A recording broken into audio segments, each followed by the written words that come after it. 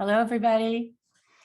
My name is Era Suksi, and I'm the director of the School for Advanced Studies in the Arts and Humanities, or SASAH, here at Western University.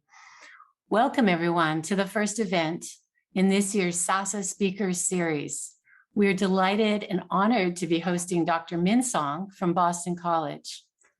In a moment, I'll ask Dr. Kate Stanley to introduce Dr. Song, but first I'll do a territorial land acknowledgement.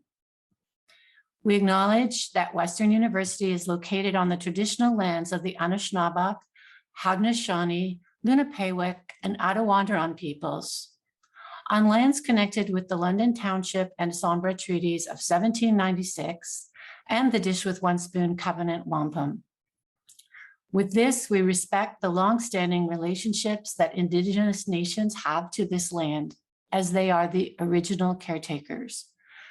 We acknowledge historical and ongoing injustices that Indigenous peoples, First Nations, Métis, and Inuit endure in Canada. And we accept responsibility as a public institution to contribute toward revealing and correcting miseducation, as well as renewing respectful relationships with Indigenous communities through our teaching, our research, and our community service. Thank you. Dr. Kate Stanley in the Department of English and Writing Studies is currently teaching a course called Reading America Now, which is cross-listed with the SASAH major.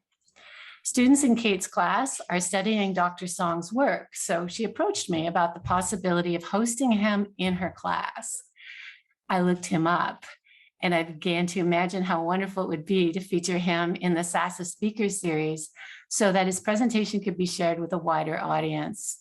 And I'm so delighted that he's agreed to our invitation today. So now I'm going to ask Kate to go ahead and introduce Dr. Song. Thank you so much, Era. Welcome, everybody, and a warm welcome to Dr. Song, who we are so fortunate to be able to beam in from Boston to Ontario this afternoon. Thank you, Professor Song, for making time to be here when I know that demands are high and resources can be low. And thank you to SASAH and especially to Era Suksi, Melissa Parker, and Jonathan Vickers, who variously and generously supported Professor Song's visit. Let me just start by saying that it is remarkably difficult to condense into 2 minutes Hyoung Song's vast contributions to the environmental humanities, to Asian American studies, and to upper level education more generally. When I reached out to Dr. Song this summer, drought, fire, and unprecedented heat waves were ravaging the West, while large swaths of Europe were being inundated by floods. The intensity of heat and flooding were off the charts of even the most pessimistic climate modeling. Dr. Song responded to my request by saying that he wished that the topic of his talk and his forthcoming book wasn't so relevant. I too wish that his work was less urgent, but I feel so fortunate to be able to look to his teaching and research for guidance in navigating these challenging times.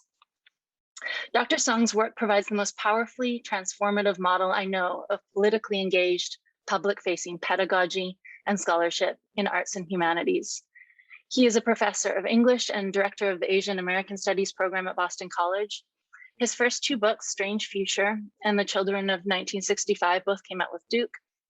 And he is at the helm of the 4-volume series for Cambridge called Asian American Literature and Transition. He's published widely in journals, literary magazines, edited collections, including a chapter in the award-winning volume Racial Ecologies, which has provided a real touchstone for thinking about climate justice in our class. That piece, The Artful Things of Climate Change, introduces a phrase we'll be dwelling with today, Climate Lyricism, which is also the title of the forthcoming book that we were lucky to preview in class. Climate Lyricism will be out with Duke in January 2022. It will be open access, and it can't come soon enough. Thank you for your great generosity on so many fronts, Dr. Song, and thank you for being with us today. And now I will invite Dr. Song to turn on his camera, come out from the stage wings. There you are. Hello. Hi, Kate. Thank you so much for that really lovely introduction. I really do feel like you're raising the bar too high. The expectations are too high for my talk. So I want to thank you for inviting me, Kate, and also for just being such a really good colleague. I want to thank Era Suski, and I want to thank Melissa Parker and Jonathan Vickers and everyone else involved with SASAH. It's a real honor for me to be asked to give this talk. And I'm absolutely delighted to have this opportunity to speak to you about some of my thinking on climate change and literature, which I feel has a kind of urgency that it hasn't had, even when I started it, this project many years ago. In a strange twist of fate, I've been stuck in a prolonged limbo. My book, Climate Lyricism, has just been, is finished and is actually all ready to go. But it's not going to come out until January. I was really hoping it would come out this fall. But it turns out that during the pandemic, a lot of authors, a lot of academic authors have been very productive. And so the publishing queue is quite long. Now, I know some of the books that are coming out, and I've seen actually the books that have come out so far this fall from my publisher, and they're all doing really important work. I'd love to shout out a few if I have time later, but I just want to say that I really appreciate how imperative it is for me to wait for my turn to be published. Still, the waiting has been excruciating, not least because it's given me so much time to second guess myself. Writing about climate change in particular feels to me to entail a special kind of weighty obligation. The issues are so urgent and the scope is so enormous. If we are going to make a contribution to the discussion surrounding this topic, we have to think really hard about how to make a contribution. The stakes are so high, and it's so wrong to be it's so dangerous to be misinterpreted at this moment. And it's so necessary for us to just really be courageous and speak the truth as best as we know it. So I've been worried that my decisions to start my book with a focus on the topic of denial in particular was a bad one. Surely, in the midst of terrible wildfires and storms and other extreme weather events, we're well beyond the problem of denial. Surely we now collectively recognize the staggering enormity of the challenges we face and the urgency to address these challenges. And yet, even as I think to myself that denial is now behind us, I'm still repeatedly flummoxed at how climate change remains still at the edges of political and everyday discourse. For instance, since I'm in the US, I'm sorry, a lot of my examples are US centric, but it does have kind of ramifications, not only for this country, but I think for countries around the world. I'm not convinced, actually, that the major reconciliation package making its way through the US Congress, which each passing day is witnessing a major kind of attrition to its ambitions, is likely to make the kind of impact on climate mitigation that its supporters claim. You can see what happened to the infrastructure bill that was passed on a compromise basis in the Senate, in the US Senate. And I think rightly, many progressive politicians in Congress are saying they refuse to pass this bill unless it's accompanied by the reconciliation bill. But the fact is that there's an emphasis, even among progressives, on the idea of infrastructure. And this idea has recently been critiqued, I think, very thoughtfully by scholars like Molly Giddle and Patricia Stilkey in a recent article in American Literary History, as well as a thoughtful piece by Jasper Burns in Commune when the Green New Deal was first being circulated a couple of years ago. Nevertheless, I think despite these criticisms, which I think are very important to consider, the passage of a $3.5 trillion US reinvestment in American life with support for the social safety net, for public goods, and policies specifically designed to address the crisis we're in now, could be understood as a sign that climate change denial is receding as a major concern in the United States, where denial has found such a strong home. But if this bill can be interpreted as such a sign, then the sign is also proving elusive as the bill shrinks in ambition while the Democratic Party debates itself about the limits of their own ability to exercise power. And so maybe we're not beyond denial after all, at least in the US and also in many other countries like Canada, where the government might say one thing about the importance of climate change while making lasting policy decisions that move us further toward the worst case scenarios. No country is doing enough. I think it's safe to say this, maybe even a matter of common sense. But is part of the problem for such inaction a failure to sustain attention to this problem? Is this a problem of climate denial? There is, after all, a wealth of reliable, readily available information about this phenomena. There are books and articles, documentaries and official reports, podcasts and YouTube videos that will explain every facet of it to you in as much detail as you can stomach and at whatever level of difficulty you feel comfortable with.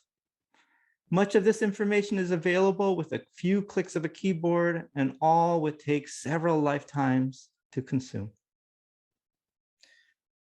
And if this material is still not enough to convince you that this phenomena is something to be worried about, you could just go outside and experience its effects yourself. The effects are now everywhere.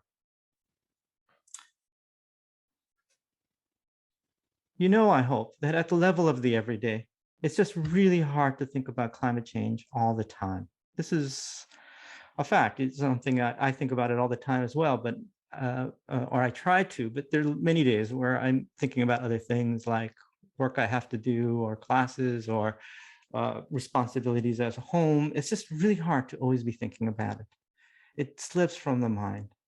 So, and there are other factors which I want to explore as to why it might slip even more than that from mind. So to begin with the basics, if you don't feel concern about climate change, I want to assure you that you are not alone. Your perspective is understandable, maybe even reasonable. Indeed, there are many reasons why you might feel this way. The most obvious is that corporate-run news in the United States rarely mentions this phenomena in its reporting on events, opinion pieces, or talk shows. And I imagine it's not that different elsewhere. Every once in a while, and with increasing frequency, an article or a show breaks through the silences that surround the subject, usually connected to some sensational event. But the norms of civility reassert themselves promptly. These norms insist discussion of climate change is beyond the pale of polite conversation and outside the boundaries of everyday concern.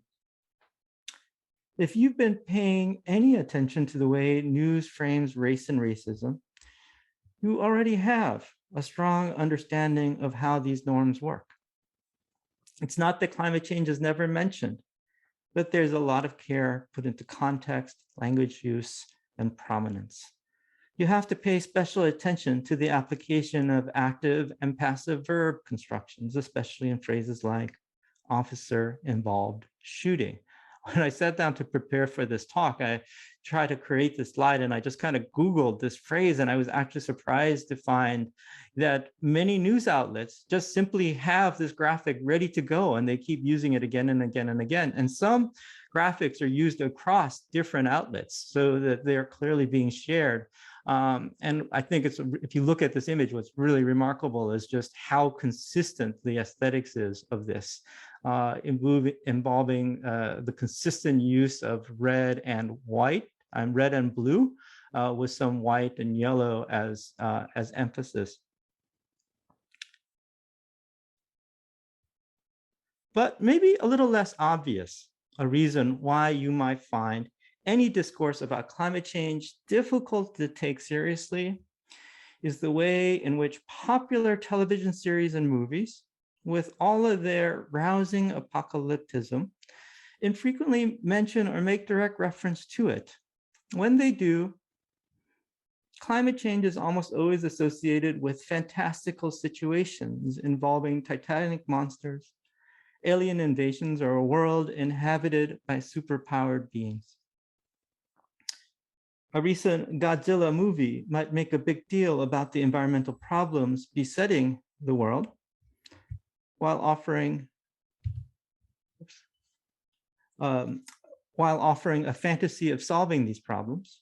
But the weather in the most recent remake of A Star is Born is unremarkable and serene.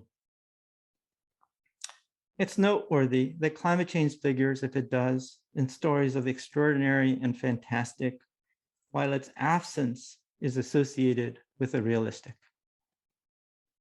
And really, how can you feel a sense of urgency about the severity of this problem or of this phenomena, much less the urge to chat about it with someone you barely know, if no one around you treats the subject like it matters, at least on a day-to-day basis? So take what I've learned from my students as an example.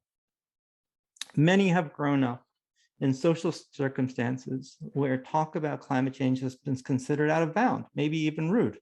And maybe this is also true for you. As a result, what my students lack, generally speaking, is an appreciation for the scope and urgency of the crisis they have grown up with.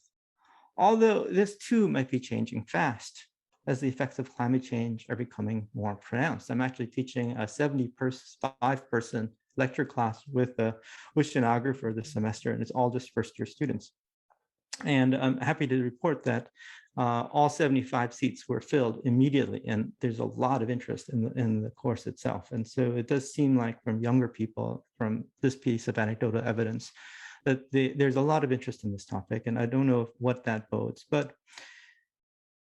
I do know that just generally, if I'm walking around, I don't hear students talking about climate change, right? There's a kind of active not knowing, which are encouraged by social rules they readily acknowledge when I make note of them, such as these. We are told, I think, when we're growing up, to avoid conversations about controversial topics, to try to be respectful of differences of opinion, especially when they're deeply held, and to avoid being a downer at social occasions by bringing up heavy subjects, right?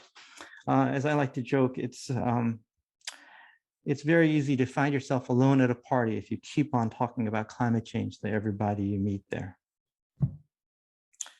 Now, I think these are actually mostly admirable traits, founded as they are on the desire to be considerate of others. There's also a certain defensiveness too in this, in the sense that saying the wrong thing to the wrong person can really hurt your economic opportunities. On the whole, though, the wide adoption of these rules shows how thoughtfully my students have been raised.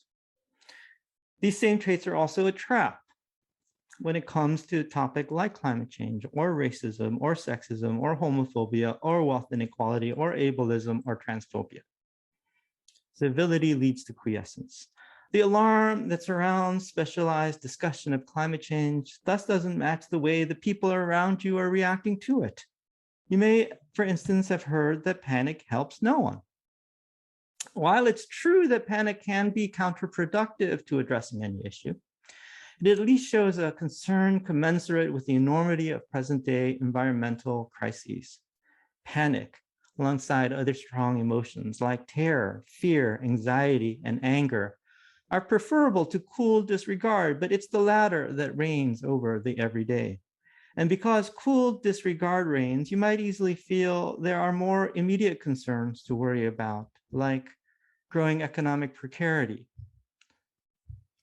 the erosion of women's reproductive rights, the rising tide of authoritarian governments and ethno-nationalisms, police violence against Black, Indigenous, and Latinx peoples, the rolling back of immigrant and refugee rights, hate crimes against Asians and Asian Americans, especially during the pandemic, the epidemic of opioid addiction,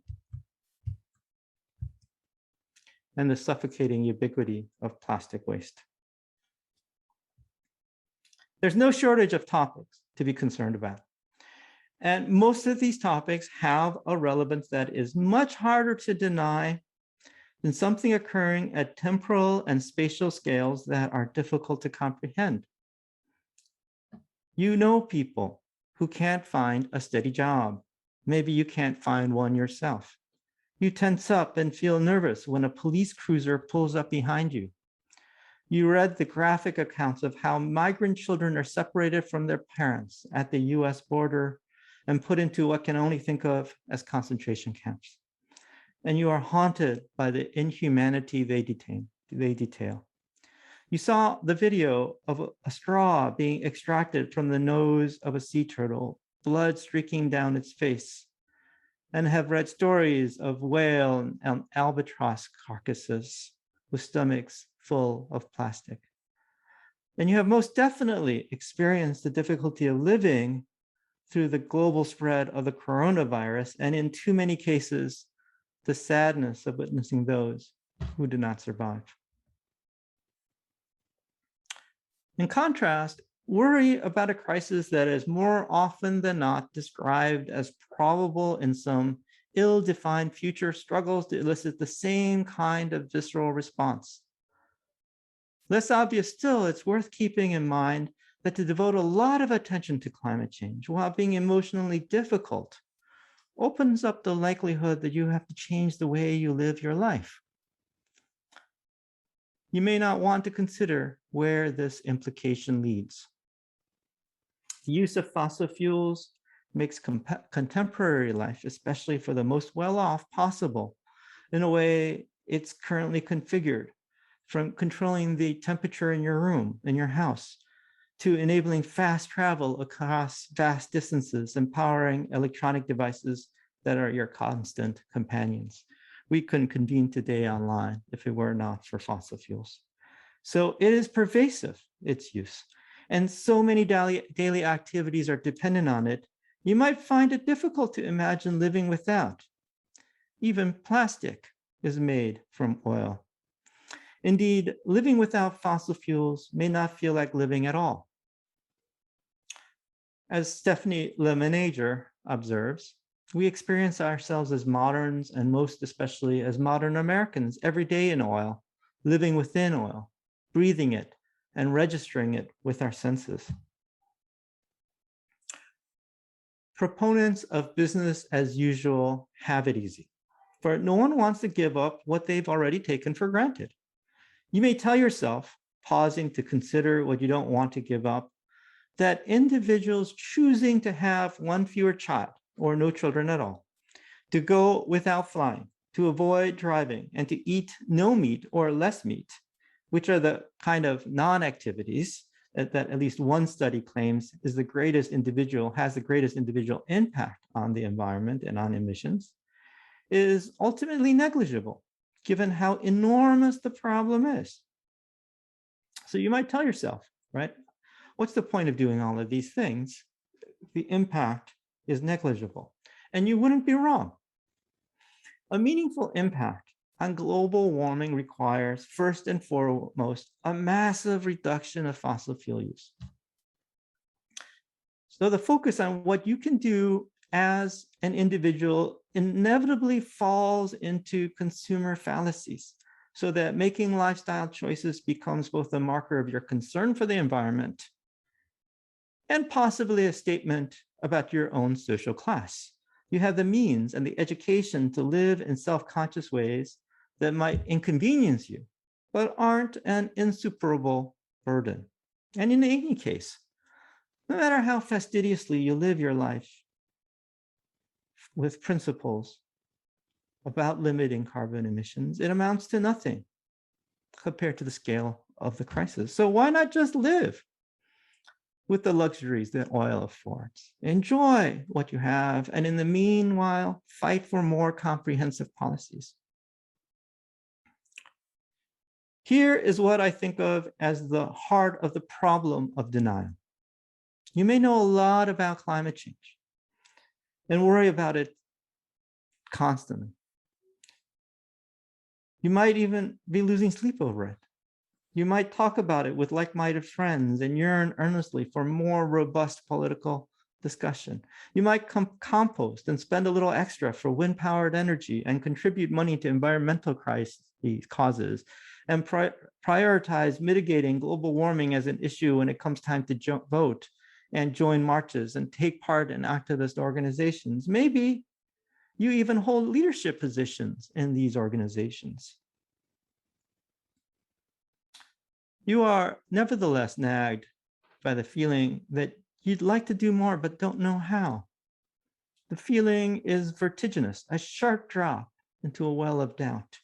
And at the bottom, something you have trouble dwelling on is the possibility that maybe there's nothing you or anyone can do. It's too late. The feedback loops have already kicked in. There are too many sunken costs in fossil fuel dependent infrastructures. Those with all the wealth and power rely on the burning of fossil fuels for their wealth and power, and they will not give up what they have no matter how bad things get. They don't want to share what they've gone out of their way to accumulate. The rich and powerful will choose fascism over democratic alternatives. Walls will get higher and more numerous. The growing ranks of the poor everywhere will suffer more.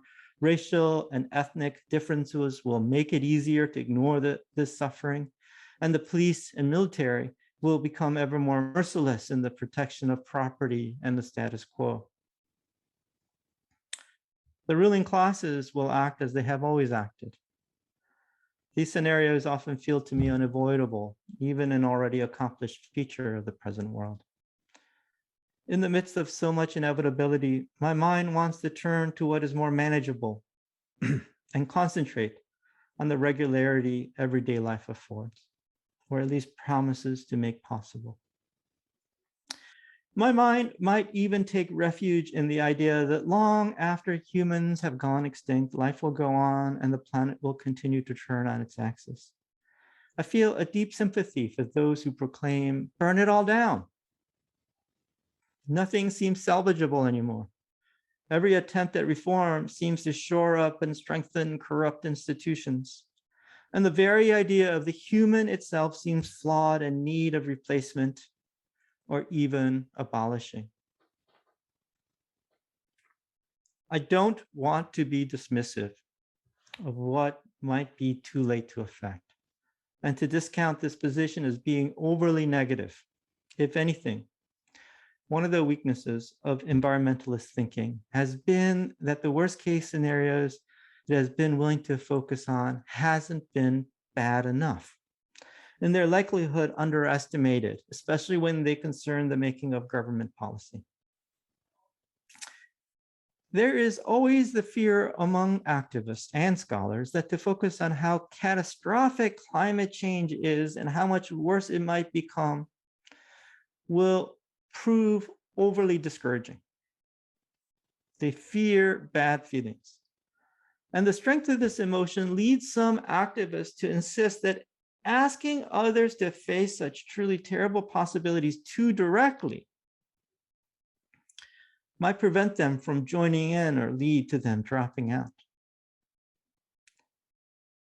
So if you listen to videos and podcasts by climate scientists, for instance, what you'll notice is that they are freakishly upbeat, even as they're telling you some truly variable bad news.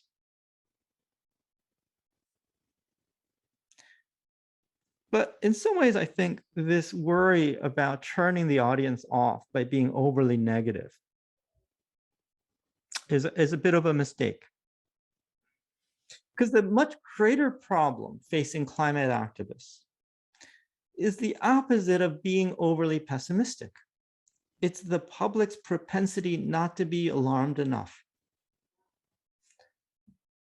In his account of the development of the climate change debate in the United States, Nathaniel Rich tells how the American scientist James Hansen famously announced during a Senate hearing in 1988 that climate change was already underway. We can read in his prepared remarks the quotation, "The greenhouse effect has been detected and it is changing our climate now." And this was in 1988. Many decades have passed since this sensational event. And the same announcement is still being actively debated, with many political leaders continuing to deny that climate change is something to worry about, or they're working hard to avoid talking about it altogether. So much time has passed, and public discourse has become more degraded. Before Hanson's presentation in the US Senate, there seems to have been wide agreement about the existence, causes, and dangers of fossil fuel emissions. After, the opposition hardened its stance and began to fund an aggressive program of sowing doubt about the science of climate change. If anyone in 1988 had said that the public would be even more confused about the science of climate change in their far-off future, that person would undoubtedly have been criticized for being overly pessimistic. We are in some ways living in the worst case scenario of what might have resulted from that set of hearings. What I'm highlighting is decades of discursive sabotage, during which time everyone concerned about the issue and capable of contributing something substantive to public discussion were stymied and even demonized by organized opposition. Basic facts were lied about. A lot of money was spent on convincing the public that there was no reason to worry. Professional misinformation campaigns argued that scientists were divided about how bad climate change will get and how long before it starts to become something worrisome. And in later years, the argument was upgraded to say that the science itself was flawed. Official denial thus became a blank check for the burning of as much oil, coal, and natural gas as possible to power incredible economic growth, most of which further concentrated wealth and exacerbated inequalities everywhere, and helped give rise to economic globalization and the construction of elaborate transnational supply chains. We're only now just getting a glimpse of how elaborate and important those supply chains are as we're beginning to see it break down in the midst of the pandemic. But there should be no mistake that supply chain, which is relatively new, only a few decades old now, has really affected every facet of our lives everywhere.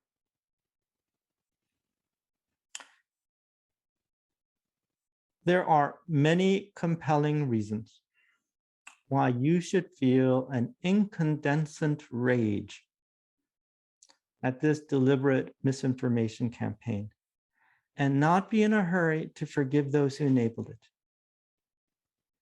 There have been and are many corporate and political leaders whose almost comical antisocial behavior makes them villains in the story of the present. You might respond that targeting them for punishment cannot recover the precious time that has already been lost, nor do away with the enormous sunken costs invested in carbon-intensive infrastructures, nor offer much guidance about how to proceed in the teeth of ever-harrowing challenges. These are points I agree with. I don't, however, agree that culpability should not be a focal point of activism, because the argument goes, it exacerbates division, makes finding commonality more difficult, ignores how everyone was somehow equally culpable, and therefore risks assigning too much blame to a few scapegoated players. That is the argument that David Wallace Wells makes when he writes, "The natural villains are the oil companies, but the impulse to assign them full responsibility is complicated by the fact that the transportation industry make up less than 40% of global emissions. Less than 40% is a lot of emissions.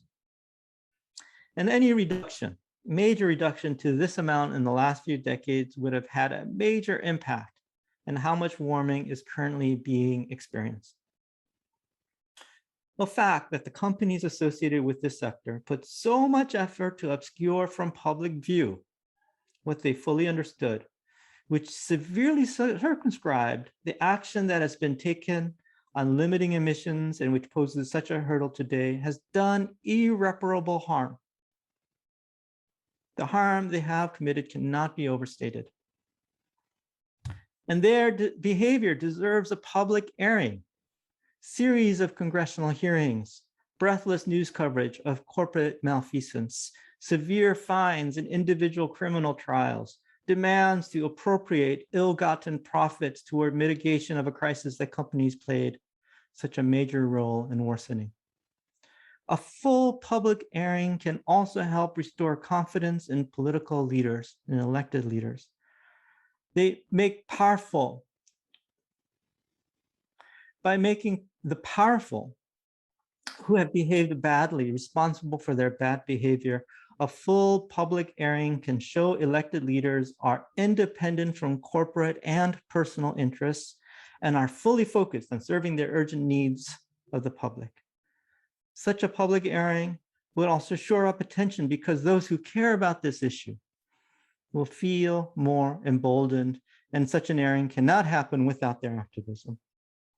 And the fact that culpability was meted out would mean that agency is waxing. So what I'm trying to say here is that a public airing, like the one I'm describing, of the kind of corporate malfeasance we've seen in the last several decades, would help shore up public trust in elected officials, would be a signal of their independence from such interests, and would allow activists and the public at large to feel like they have more of a say in the way that the government is run. It would move us more toward democracy. It's possible that this kind of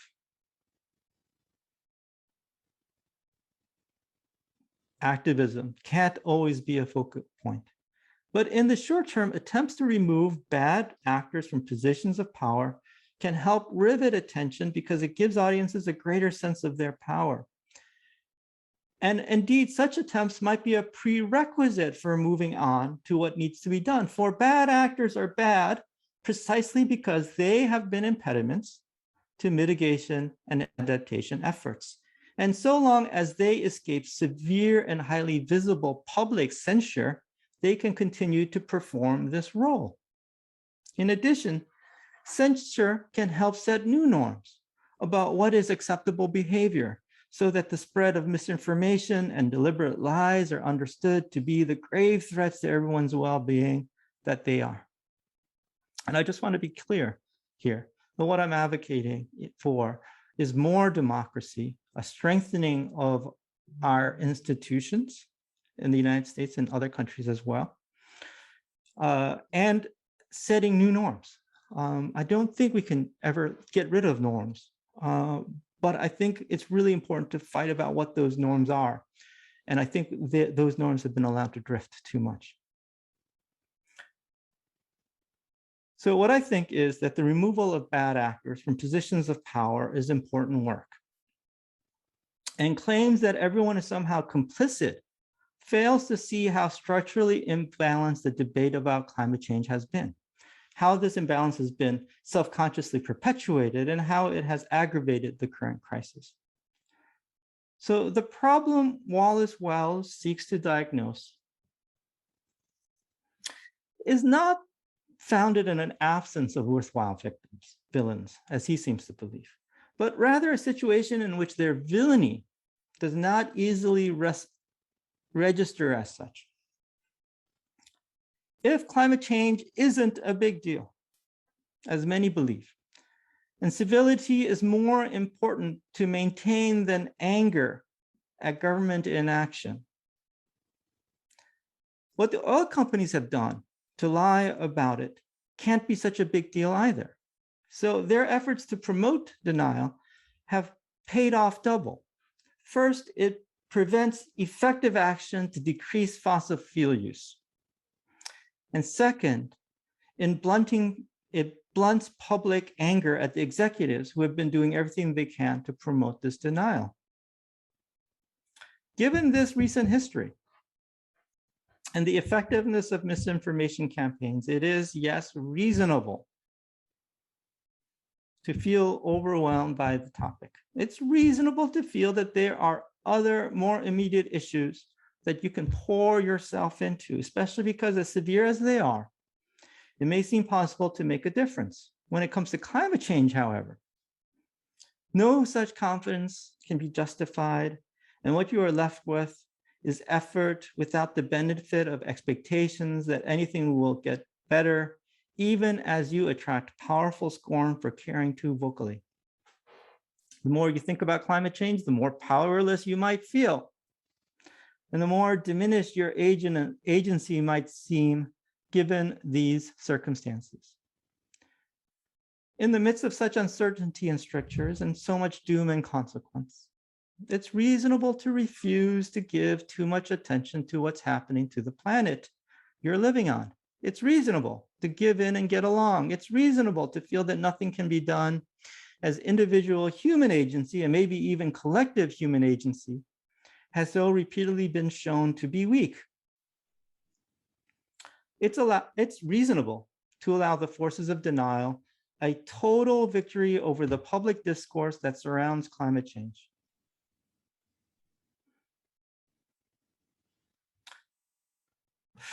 There's no future point of no return beyond which, gone unchecked, climate change will become catastrophic.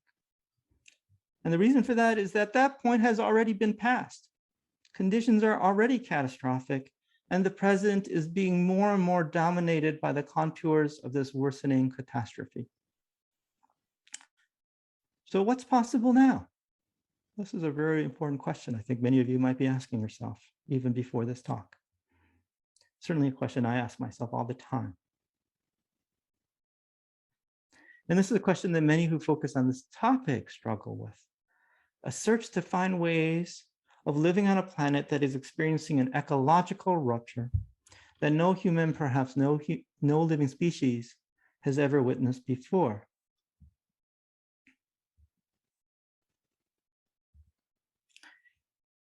The editors of this terrific collection of essays called Arts of Living on a Damaged Planet recognize this problem right in the introduction. They say that living arrangements that took millions of years to put into place are being undone in the blink of an eye.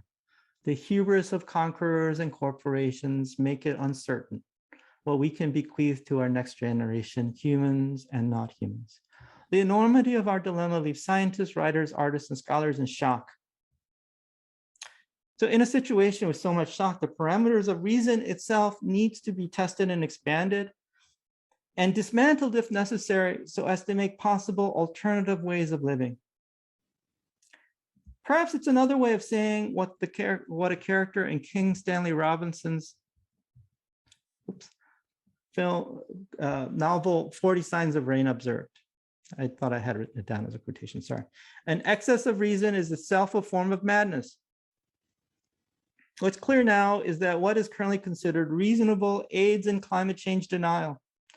So while it's important to confront the worst case scenarios head on and take them seriously as likely possible outcomes, it's just as important to insist on the imagination of best case scenarios, to stretch far to consider what can seem even more remote, the human flourishing.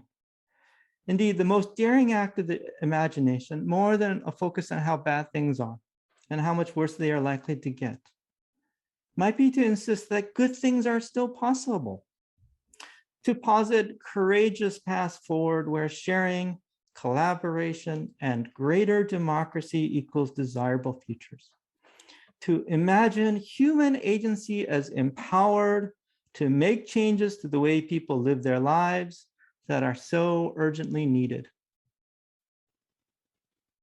Sustaining attention to climate change in the everyday means living without the assumption of a predetermined future. It begins with the belief that there's nothing fixed about what is to come. And the range of what might happen in the next few years and decades and centuries is wider, more varied, and full of more surprises than is usually thought. No outcome is as likely as another. And between two extremes, there is no probability that lies somewhere in a predictable middle. Imagine the bad and good and everything in between with everything you know about climate change in mind, and make that range wider, and then make it wider still. Your creativity is vital to the task. Tell yourself that any of these imagined futures is as possible as the next. The present becomes full of foreclosures and possibilities, a long hallway of diverging paths with destinations that can't be known. In the next few years and decades, literally anything can happen, as the first few months of the year 2020 have demonstrated, and as I believe this year has also demonstrated. This is not the time to say that only the worst case scenarios remain viable, nor to dismiss them. For it matters so very much what humans do with their enormous collective powers during this crucial moment in history. I have to tell you that even as I say these words, I worry that I'm being overly optimistic. The turn to the making of a wider set of possibilities than currently seems available has to contend with a question that Curtis Mares put this way: who can expect a future, who cannot, and why? We always have to ask ourselves this question, or these questions. Is the claim I'm making justified? Am I grasping at straws, being delusional, focusing only on what's possible for some, but at the expense of the many? I can't ignore these worries, but I need to understand them as conditioned also by an ideological milieu that has for decades insisted that the current world is the best it can ever be. Mark Fisher, over a decade ago, coined the phrase capitalist realism, which he defined in this way: the widespread sense that not only is capitalism the only viable political and economic system, but also that it is now impossible even to imagine a coherent alternative to it. According to Fisher, not only has capitalism captured the whole genre of realism, it has projected the contours of the present world to the far temporal horizon. Belief that human flourishing and desirable futures are possible thus reclaims realism as something wilder and potentially more conducive to a collaborative human and non-human well-being. To pay attention and to experiment with the form such attention can take as a rejection of capitalist realism is to insist on the right to exist and to continue existing, even in the midst of harrowing conditions, no matter how bad they get. Sustaining attention is to insist that the lives of the most vulnerable in particular are lives worth living, even when surrounded by the message that only some lives are valued. It is to make a way when there seems to be no way. It is to refuse to give up. The difficulty of thinking the radical uncertainty of the present is why it's important to fight for as much control as possible over your reproductive rights, to seek out a mostly plant-based diet, to walk, bicycle, and use public transit, to compost and produce little waste, to participate in protests and demonstrations, to opt into renewable energy use when available and demanded when it's not. Use reusable cups and annoy people around you by talking about what's happening to the planet. Do everything you think will help, both big and small. Be a pain in the ass and invite scorn. Be a climate killjoy. Be ironic, be funny, or be serious. Insist on your obligation to critique every facet of business as usual and continually work to imagine alternatives, workarounds, something better. these activities may not in themselves have any meaningful impact on mitigation efforts, but they help nonetheless to keep the topic in mind, make new social collectivities possible, and act as the nucleus of whatever might emerge as vibrant political public discourses that center on this topic.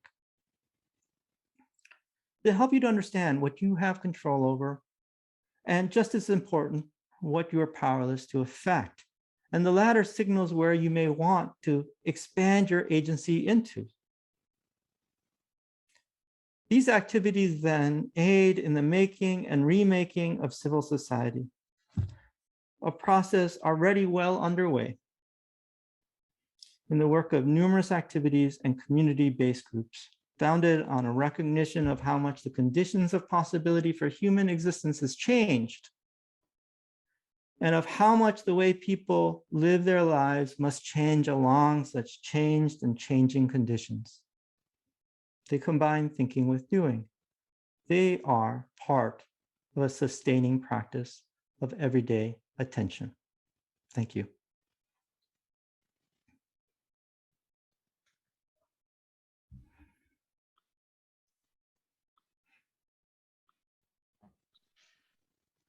I feel like we all might want to do take a collective deep breath and just dwell with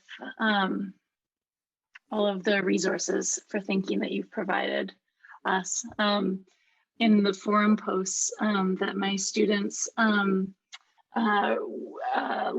over the last week responding to reading the introduction to your book, I was struck by how many people, how many students commented on feeling like you lived inside their head and allowed them to move out of a feeling of being alone or dwelling in murkiness, and move them towards a sense of what you describe in your introduction as a sense of shared agency. And that actually doesn't ask us to, take sides between optimism and pessimism, but there was a kind of clarity that many students emerged with, and that is what I'm feeling like I'm emerging with, having listened to you today. So I want to thank you for offering us in this talk and in your book, or what I've read of your book, a platform for collective engagement. And my hope is that we might spend the time that remains here today thinking collectively with you in conversation. I have 3 students from my class. The class, we sort of rebranded it as what is literary activism, and you've given us so many new angles of view on that question. But we have a lot of comments in the chat right here. Actually, what I'm seeing being produced is actually my own voice in transcript. I'll just say that I'm going to invite the 3 students whose faces you'll shortly be able to see in alphabetical order to ask their questions. So I want to introduce you to Shelby, and then Celine and Darcy. And then we have 50 odd participants in the wings who I will invite to ask questions, not in the chat as I directed my students earlier, but using the Q&A button that is just one little icon to the left of live transcript along the bottom of your webinar format. So those of you who are waiting, I invite you to ask questions, and then but right now I will invite Shelby to turn on her camera, and Celine and Darcy to turn on their cameras, and pass it over to you.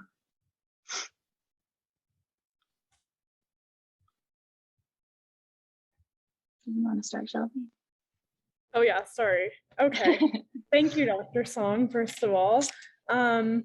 My question, you touched on this a lot, and you touch on this a lot in your writing, But I personally, and I know a lot of my peers in our class, it's something we've talked about, is experiencing anxiety surrounding climate change, which, like you talked about, shows our privilege, and I recognize that. But I also wonder if you have advice on how to kind of grapple with that anxiety when you know you are like kind of being forced to participate in violence towards the environment, the slow violence we talked about.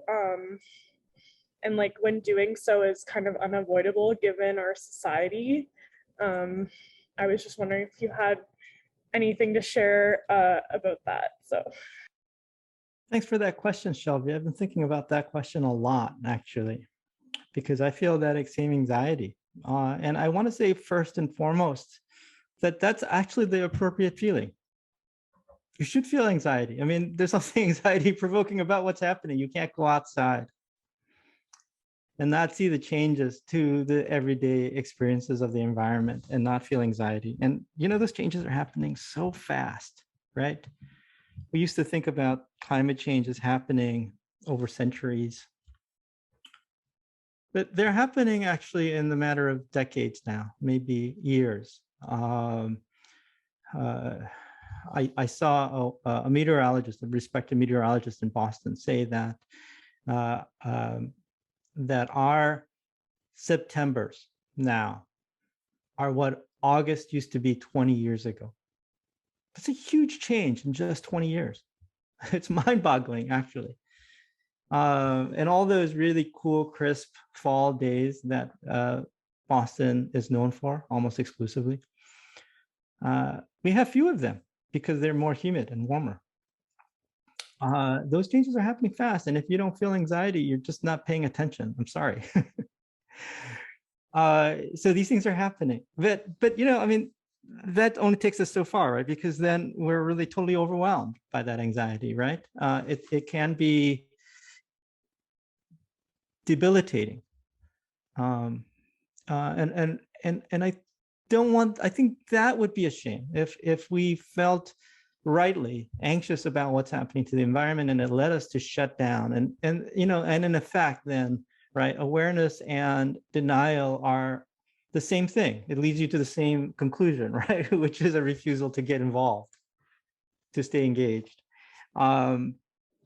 So we do need to develop strategies for staying somehow engaged with something that's so difficult to think about. And in a longer version of what I gave, I really delve a little bit more deeply into this idea that we've got to really marry thinking with action, that we really need to be doing stuff as well as thinking about it, and that the develops a kind of feedback loop, if you will. So doing just little things are important, even if they don't make big changes. They're still really important. It helps to keep you sane, for one thing, and grounded in the topic. And it makes new possibilities, right? You start to understand the challenges that we face, not only in dealing with extreme weather, but also in changes in the way we live our lives, because we're less dependent on fossil fuels. And we start working through things like, learning about composting and doing that, figuring out the logistics of composting services. The example I use, maybe a little too often, is that I only live 2 miles away from work, which I'm really fortunate. And I don't take the car anymore. I don't drive. I either walk, take the bus on really bad days, and more I've been trying to ride my bicycle. And it's been a really remarkable thing how it changes my relationship to the environment and changes my ideas of distance. And it's every commute then becomes an opportunity for me to think harder about this topic, to stay engaged. And so I do think if you can just keep active, keep doing things, and especially keep doing things with other people, which I have to admit I'm not that great about. But if you could keep doing things with other people, it really helps to channel that anxiety into something productive and keeps you engaged in the topic. And I think that that's a really important point I'd like to make. And one last thought. I do hear a lot of my students talk about privilege. And I haven't worked this out yet, though I've been thinking a lot about it. There's something I think again, a little debilitating about the way we have talked about privilege, right? I mean, on the one hand, yes, we should acknowledge, right, the advantages we have. I have lots of advantages too. But, on the other hand, it's not so much about the advantages we have, I think, as what we do with those advantages, right? And sometimes I just want to tell students, don't worry about the advantages you have. Don't worry about all those things that you have. What you should be doing is actually like working for more privilege so that you can actually have a bigger impact. Thanks, Shelby, for your question.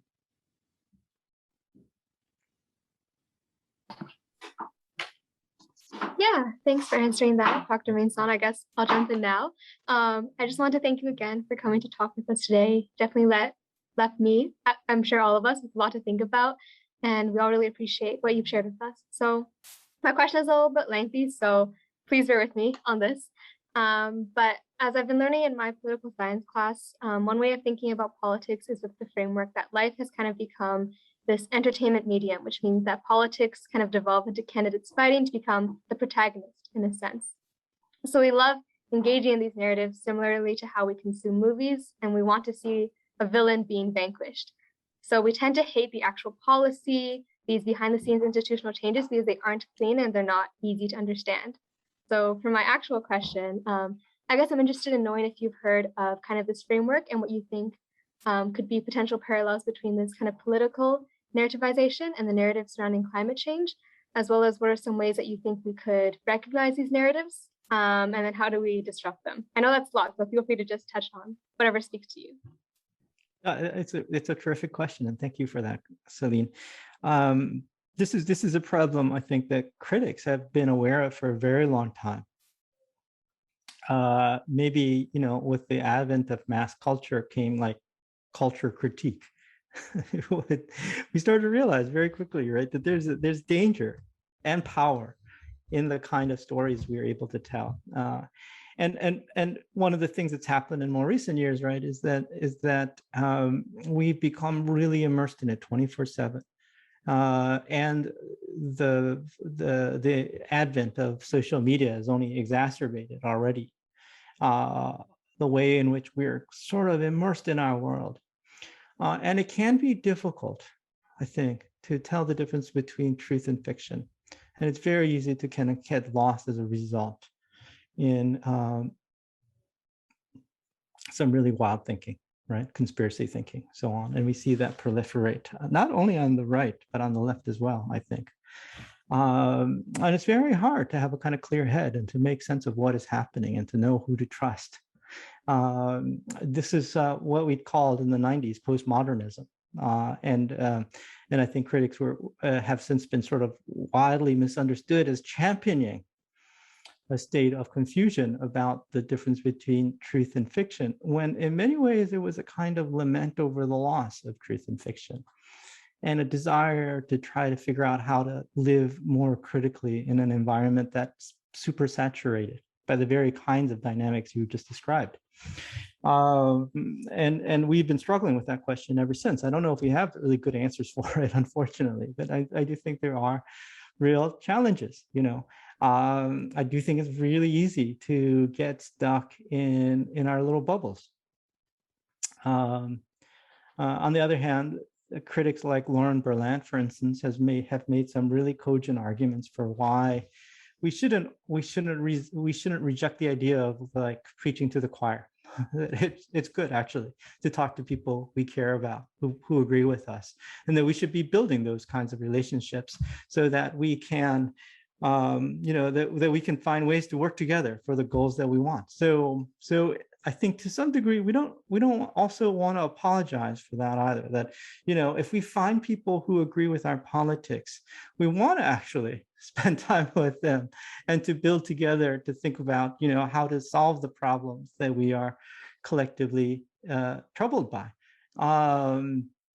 And there's a level of conflict that's entailed in any kind of political situation.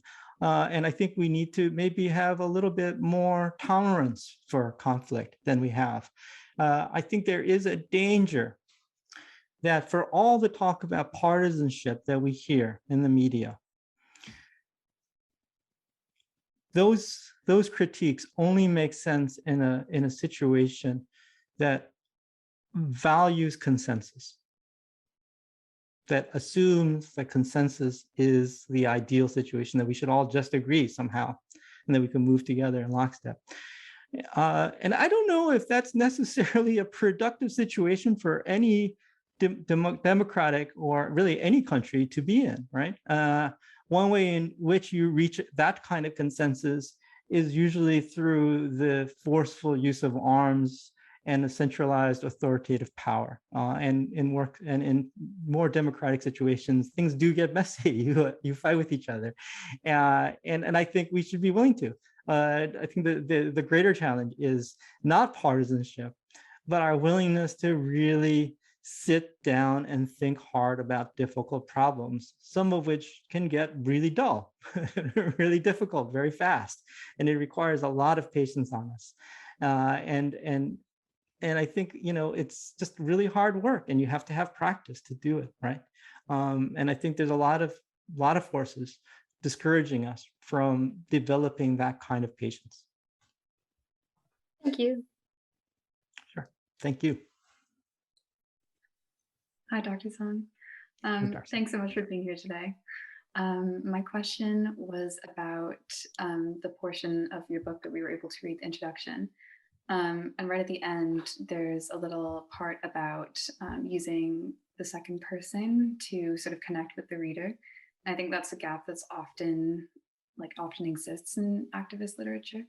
And so my question about that is, would you say that the effects of using the second person to get the message across are shortened or altered because of its reliance on a personal connection, which ends after the reader puts down the book and leaves the proverbial pleasant room? Thanks. Thank you, Darcy. That's a great question.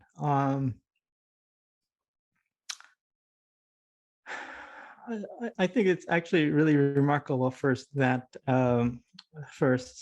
with so many first-year college students, and I'm spending a lot of time with them this semester, it's remarkable how many students are still taught in high school never to write in anything but the third person.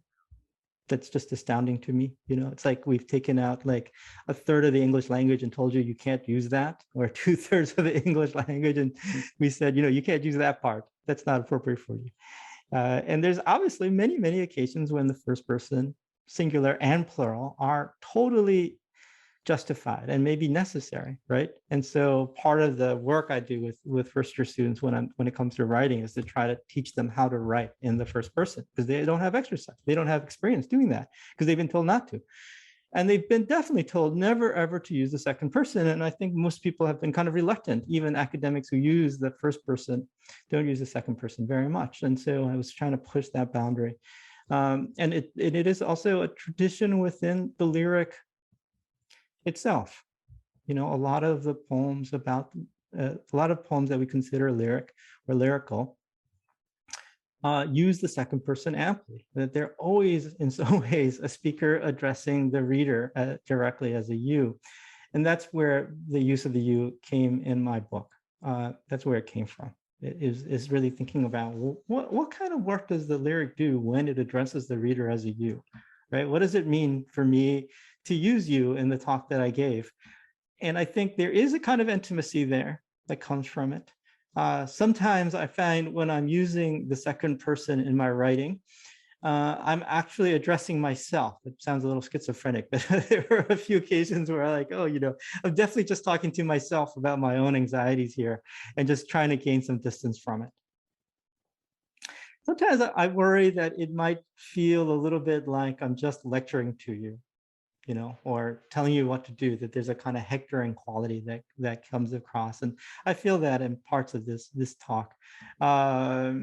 It's the most direct of all of the talks, of all of the chapters in the book, actually.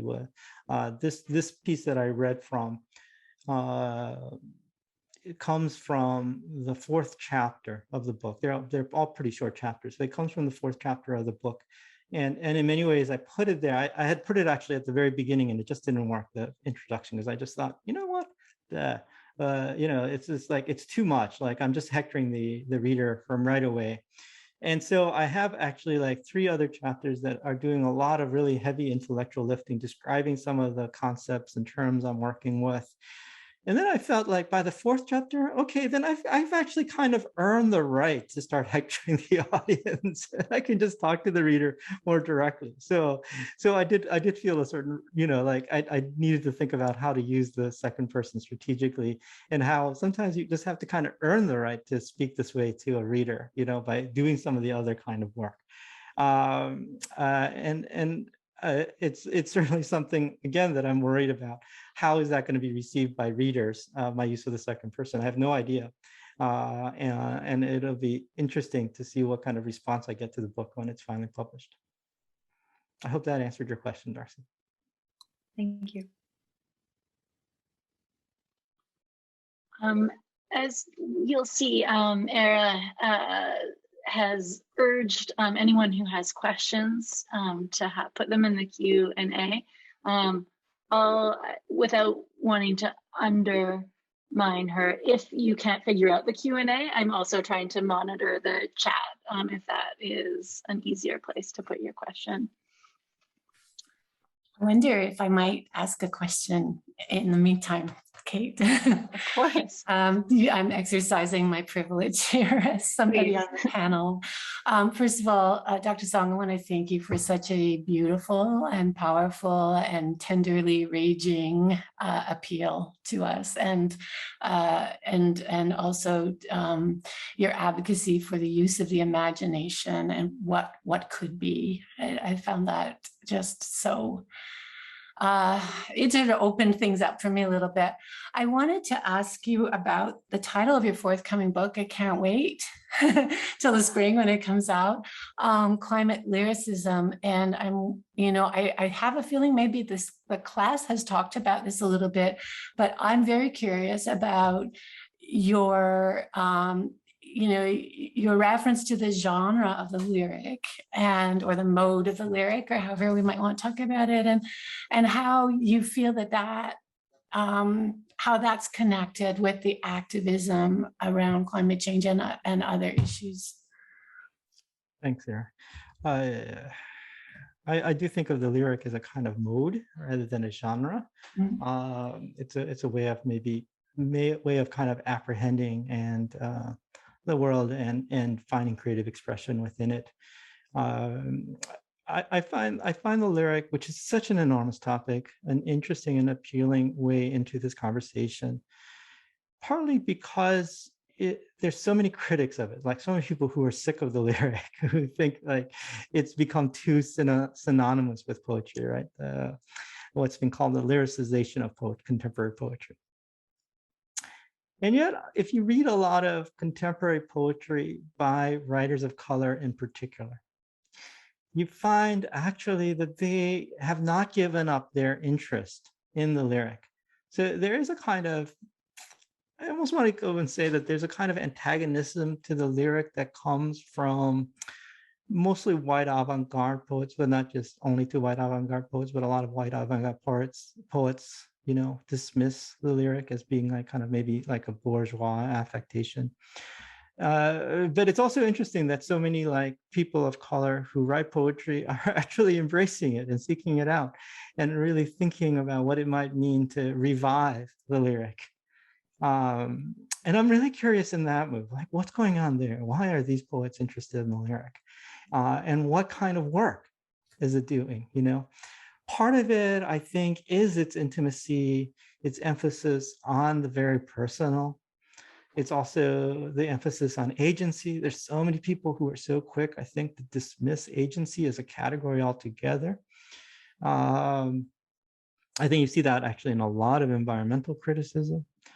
And there's something about there's something really interesting in that move to try to recapture or reimagine agency, to say, well, what does it mean to be a person in the world and to feel like, you have some control over the world that you live in, that you can shape it.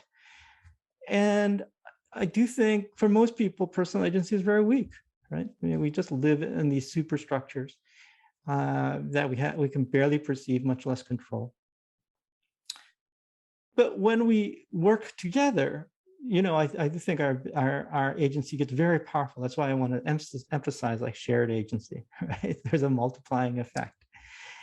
And I think it's so interesting, though, to think about that difference between the individual and the shared or the collective. And we do tend to maybe divide those up a little too sharply. And I think the lyric is my attempt to try to bridge that gap a little bit, right? I think so many really, I think, well-intentioned people are critical, right, of an overly kind of individual consumerist model of responding to climate change, like eating vegetarian and all this other stuff. They're like, well, that stuff doesn't make a difference in the big scheme of things. And I want to say it's true, like in the big scheme of things, like scale wise, it's so meager, and that's not enough. But it's really a lot, when you think about how it allows you to think harder about the subject and to really push yourself to think about it and to position yourself to think about what you can contribute. In some ways, I think actually we're in a good space because if it is true that individual action has very little consequences when it comes to climate change, that also means that if you are trying to change the way you live your life, you have a lot of freedom to mess up. Like if you eat a steak, not the end of the world, right? The world is going to end no matter what. And so, you can be really generous to yourself, right? Like you don't have to be a perfectionist about making these changes in the way you live your life. If you drive your car, it's okay. If you eat a steak, it's okay, right? If you throw out some food, it's okay. But by making those changes, you start to really practically work out the challenges. And I think they're really severe challenges about what it might mean for us to move toward a post-carbon world, which is what we have to do, right? And there is something individually we need to figure out and to come to terms with and help others around us come to terms with. And we can do that by actually trying to do these things in our own lives. And I think the lyric could be an aid in that effort, right? To bridge that gap between the individual and the collective. And I think one other final point is, individual action is negligible, but I have to say, like, someone who lives in the United States or Canada who come from a well-to-do family background, them trying to make an effort to use less carbon is really actually significant compared to an individual who's living in a village in India or in Western Africa. The amount of carbon that individually we produce is a lot. So actually cutting any amount of carbon in our lives would actually relatively make a big impact if you're comparing individuals to individuals. But I think the bigger issue is the way in which it helps to keep this in our mind, to keep us engaged, to move us forward, and that we should do it in a way that's generous to ourselves. Like we shouldn't beat ourselves up when we screw up, but learn from those mistakes and try to figure out how to get to where we want to go by trying to actually live as much as we can as if we're already there. Thank you so much. I think I smushed a few answers together to your question. I hope that was cogent. I will be the voice of a couple of questions in the chat. The first is from Randall, who is pointing us back to the Mark Fisher quote that you shared, asking about the relationship between realism and capitalism. And he asks how much the dominance of realism in contemporary literature hinders our imagination of solutions to problems like climate change. And this is, I think there's a way that this follows on the discussion you were having with Era about the potential for the lyric mode to hold the possibility of an alternative in that it decenters the individual towards collectivity. But I wondered if you had anything that you wanted to add, or whether I can also piggyback another question on this. No, I could answer that question because I think that's actually a really important one. First, I want to just say that I really actually enjoy genre fiction. I really enjoy science fiction narratives as well as fantasy narratives. I actually like a good romance too, like a good romantic comedy. My tastes are pretty broad. But having said that, the critique of realism, I think that the question is picking up on, and it's a pretty strong school of thought. The critique of realism, that it's a narrow way of thinking of representation, and that it is ultimately and inevitably mired in a kind of the emergence of a kind of European middle class, is already to kind of give in to the limitations of what realism is to already concede that the real belongs to a certain class of people and their problems. And I do think we want to push against that a little bit and to really say, you know, what is real? What can be considered real? And that has not only aesthetic and literary consequences, it also has like strong political consequences, because, you know, the critique we hear all the time and about like really bold action on climate change is always, that's not realistic, right? You're too pie in the sky. You're too fantastical in your imagination, and we have to really deal with what we have now. I thought actually Hillary Clinton famously said, right, that you might campaign in poetry, but you have to govern in prose. And prose here, I think, operates in the same way that realism operates in that quotation. But you know, but I do think we want to say, you know, we want to challenge the idea that that there's only one way of thinking about realism, and that is always going to lead us down a path of constant compromise and a weakening of aspiration. And we want to assert, I think, a different kind of maybe realism associated with climate change, which I think a lot of politicians, to their benefit, to their credit, are doing, and I think really importantly doing, when they're pointing out, right, actually, if you want to talk about realism, the consequences of not acting on climate change are astronomically expensive. So if you're a conservative, if you're a fiscal conservative, you should actually be demanding that we spend trillions more on these issues than we're already doing. So I guess my short answer is we should not give up on realism. It really matters what we mean by that term and how it gets used. And we really don't want to concede the field of realism when it comes to discussions about climate change.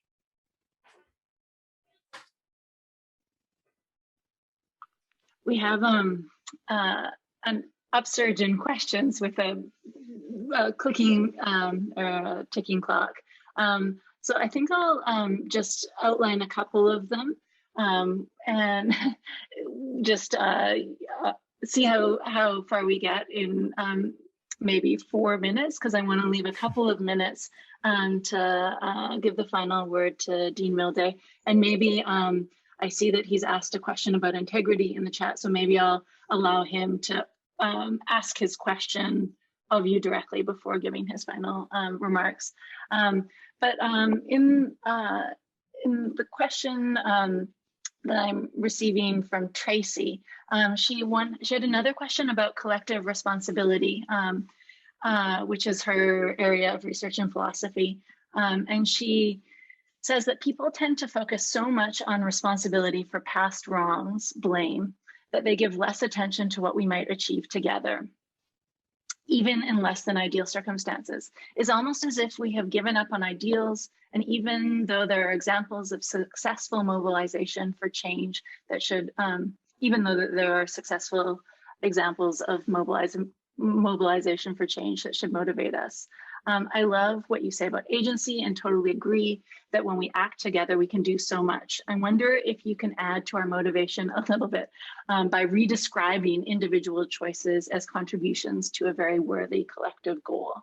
And then, as if that's not enough for you to grapple with, a couple of students have asked for book recommendations. You can be like the Ezra Klein for us and sign off with what should we read next? And just as an addendum to that, Sophie asked if you had any tips for filtering the kinds of climate literature texts that we should be paying to. You sort of opened by saying we could spend several lifetimes dwelling with the absolute inundation of information that is available to us.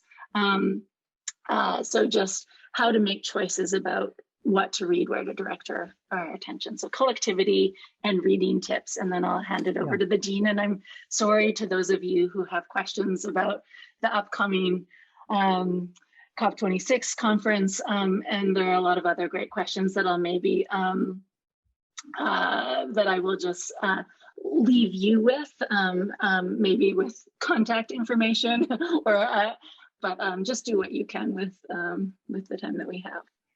Thanks, Kate. Those are great questions. I wish we had time to actually explore them more fully. But let me just say first, I actually don't think it's a problem for us to really dwell on past wrongs. I think we really actually rush too quickly to put the bygones behind us. And the problem is, especially for communities of color, those past wrongs continue to shape the present. They haven't gone away. We see that with the experience of slavery and its consequences. We see that with, I think we see that with Native American issues, right? I mean, I think the colonization of their land is not an issue that has gone away, right? It's absolutely a living presence now. I recently hosted a really brilliant historical talk on the histories of Chinese exclusion in the US West. And that history is still with us and has shaped our very idea of the border. We can't understand the present if we're not willing to engage with the wrongs of the past and to look bravely at those issues and to take them seriously and to think about how they continue to shape the world we live in today. And I think it's a prerequisite, actually, to developing the kind of democratic, heterogeneous, and vibrant communities we want to really face that past openly. So I really admire historians and journalists, especially the ones who are involved, for instance, in the 1619 Project, who's willing to really tackle the history of chattel slavery. I don't think they're an impediment to the kind of democratic, shared, collective agency I'm interested in. I think actually they're the prerequisite for that kind of society, that kind of agency. We really need to think about the differences that are very much here with us today, to understand where they come from and to appreciate them and acknowledge them before we can even really begin to think about the hard work of coming together and sharing the load and working towards some common goal. I think that's one of the real big challenges we have. On the other hand, I do also think sometimes when we talk about climate change, so much of it is about giving stuff up, right? Like give up eating meat and, give up driving cars. And so that so much of it is also associated with negativity.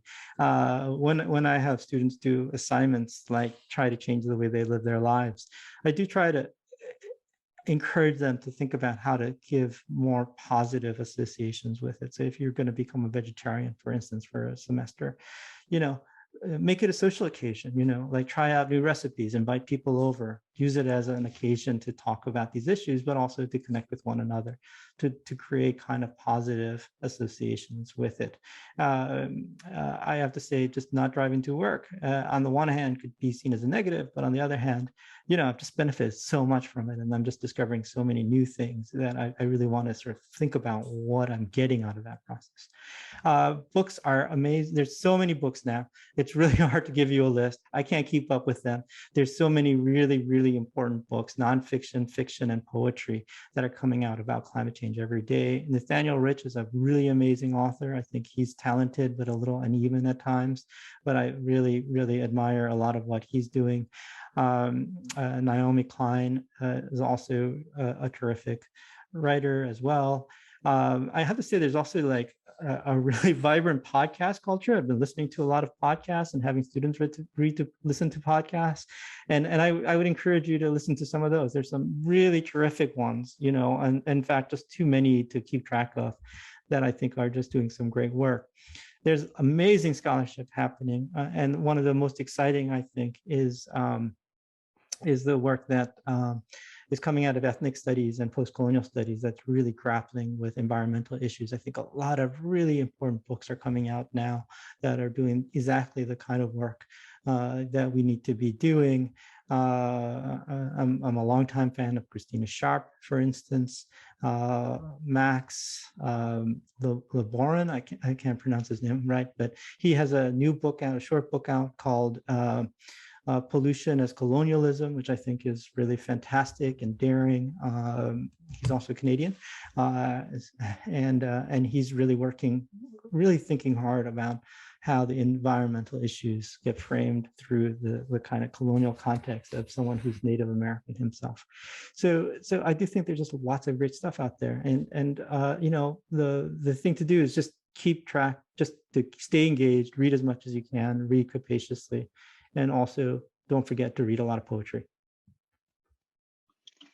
Thank you so much, Dr. Song. I will hand it over to Dean Milday to thank you on all of our behalf. Indeed. And I think first of all, I'm gonna forgo the opportunity to ask that question, and I'm just gonna contemplate what your answer would be, because you certainly gave us a great deal to think about. And I want to thank you indeed on behalf of all of us who are on this call for the really gentle and wise engagement that you gave with a really difficult subject, and one that causes, as you said, a great deal of anxiety and leaves us wondering what can be done. I also want to thank you for being such an exemplary and perfect SASAH speaker. The School for Advanced Studies, just to put my plug in here, is really dedicated to that proposition that the arts and humanities are not somehow separate from the deep challenges of society. We're not bookworms hiding away in our corners, but really the arts and humanities are crucial to formulating the debate. If we imagine that we're going to solve the climate crisis by driving electric cars and having a few solar panels on the roofs, I think we're kidding ourselves. It is really going to take a much larger change in our approach, in our consciousness, in our engagement around these issues. And it's only by framing the issues in ways that show the totality of the way things connect, in the way that you have done so eloquently today, showing how the topics are large and engage us psychologically, as well as in terms of sort of very practical ways. It's only when we integrate in that way that we really have the raw material to hand to look for solutions and try that incremental approach that you have advocated with us today. So I'd like to thank you very much for the call to arms that you gave us, for the hope that you held us, the framing that you've given us, and for a truly inspirational talk. So thank you very much indeed. Thank you. And I guess, as Zoom always does, we've just come to an end. Thanks everybody for coming. Thank you, Kate, for moderating so beautifully. And thanks most of all to you, Dr. Song. That was just a wonderful hour and a half. Thank you. Yeah. Yeah, the conversation will be continued in your absence. Thanks so much for giving us your time. And thanks to all of those who stayed right to the end. And I will wishing everyone a happy Canadian Thanksgiving. Yeah, I hope to meet you in person, Dr. Song. But you, you have certainly animated my classroom and animated SASAH more widely, and the Faculty of Arts and Humanities have benefited greatly from all that you've given us today. So the countdown to January 2022. Thank you so much, everyone. I really appreciate this opportunity. Take care. Bye.